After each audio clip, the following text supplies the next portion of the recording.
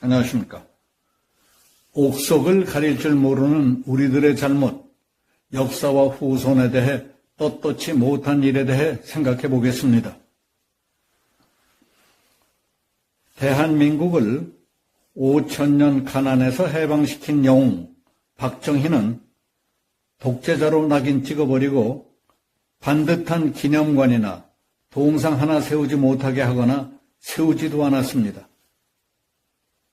박정희 생가도 방치하다시피 해서 너무 초라하지만 관리에 별 신경도 쓰지 않았습니다. 전쟁의 폐허와 가장 가난한 나라였던 대한민국을 세계가 부러워하는 오늘의 한국을 만든 지도자를 이처럼 깔아뭉갠 것은 한국의 저질 정치와 못된 정치 사회 풍족, 그리고 옥석을 가리지 못하는 국민들의 어리석음 때문이었습니다. 부끄럽고 역사와 후손에게 떳떳이 못한 일이라고 생각합니다. 북괴의 남침 책동 영향으로 변질된 광주 사태가 5.18 폭동으로 바뀌며 양상이 급격히 악화돼 가자 제2의 6.25가 되지 않도록 수습한 전두환은 감옥을 보냈고 재산을 몰수해서 역적처럼 취급했습니다. 전두환도 안보, 국방, 사회정화, 경제정책을 통해 재임 기간 동안 연평균 성장률 10%를 기록하는 등 경제성장과 서민생활을 획기적으로 향상시켰습니다.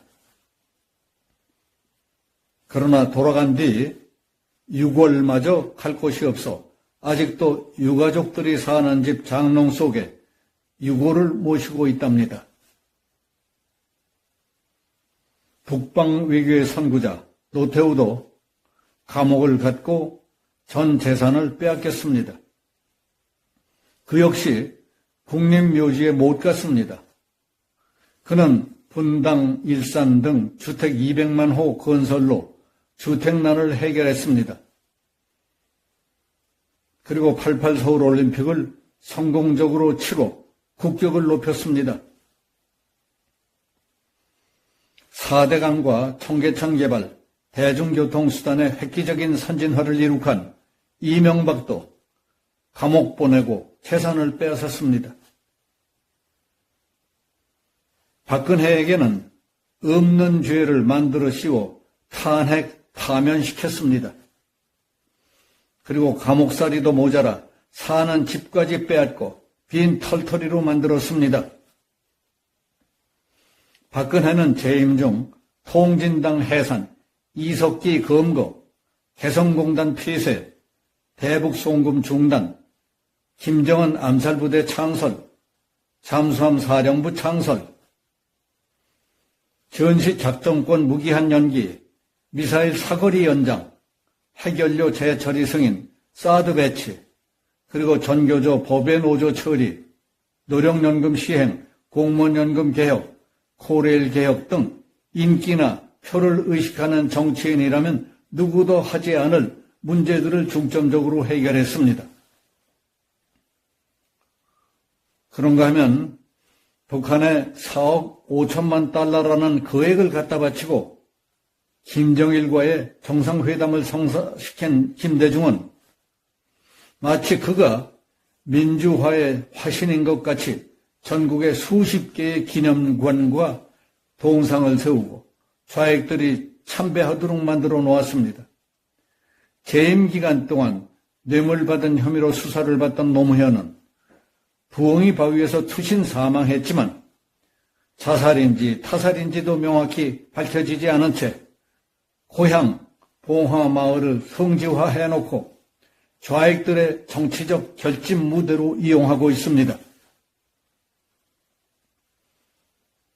북한의 굴종 아부하고 중공에게는 사대주의로 사대하고 혈맹인 미국에는 반미하고 경제 망쳐놓고 탈원전하고 외교 엉망에 국가의 안보조차 티 흔들어 놓음으로써 나라를 이 꼴로 망쳐버린 시대의 국가 반역 행위를 곳곳에 저질러 놓은 문재인은 비록 담장은 높이 쌓아 올리고 수십 명의 경호대가 불침번을 서고 있다 하더라도 요즘 마음 편할 리가 있겠습니까? 잠자리에 든다고 잠이 잘 오겠습니까? 한마디로 이 나라를 일으켜 세우고 살만한 나라의 바탕을 다지는데 큰 힘을 보탠 보수 우파 애국 대통령들은 모조리 깎아내리고 역적 취급을 하다시피 한 것이 누구들이었습니까? 말로는 민주주의를 내세웠지만 하는 짓들은 자기들 중심의 독선, 독주, 패거리들끼리의 독점, 독식에만 몰두하던 좌파 운동권 출신의 정치꾼 몰입의 양아치들이 세력화되면서 본격화되지 않았습니까? 먼저 사람들이 노력해서 거둔 성과의 열매는 모두 자기들 것처럼 깔고 앉고 먼저 사람들의 잘못과 약점만 부각시키며 계속 헐뜯고 흠집내기에만 눈이 뒤집혀 그동안에 저지른 파괴적인 행태라고 볼 수 있습니다. 그래서 한다는 짓이 그들의 업적은 지워버리려고 애쓰면서 몹쓸 놈 만들기에 힘을 기울였던 겁니다. 나보다 나은 사람을 보고 배우려는 것이 아니라 그들을 시기, 질투, 저주하며 공격하거나 아예 없앴으면 하는 병적 열등의식이 느껴질 정도의 중증 환자들이 날치고 있었습니다. 거기서 끝난 것이 아닙니다. 반대를 위한 반대, 북쪽이 바라던 대로의 반대만을 일삼던 좌파들이 집권하자 민주화를 위해 큰 일이나 한 것처럼 서로 공다툼까지 벌이지 않습니까? 심지어 북한의 대남 적화 공작과 포섭 조직화 비법, 투쟁 방법, 선동선전 기법까지 동원되지 않습니까? 그렇지 않고서야 이럴 수가 없을 겁니다. 이런 상황에 대해 모두들 무관심하고 방치하다 보면 우리도 제2의 베트남이 되고 아프가니스탄이 되고 베네수엘라가 되는 것은 잠깐새의 일입니다. 입만 열면 민주화를 외치는 저들은 북한에 대해서는 민주화를 요구하거나 인권에 대해서는 입도 뻥끗하지 못합니다. 그랬다가는 저놈들이 그냥 놔두겠습니까? 꼼짝 못할 약점까지 잡혔을 텐데 잘못 걸렸다 하면 감당할 수 없는 잔혹한 처벌이 기다리고 있다는 사실을 알기 때문에 좌파들은 함부로 입을 열려야 열 수도 없을 겁니다.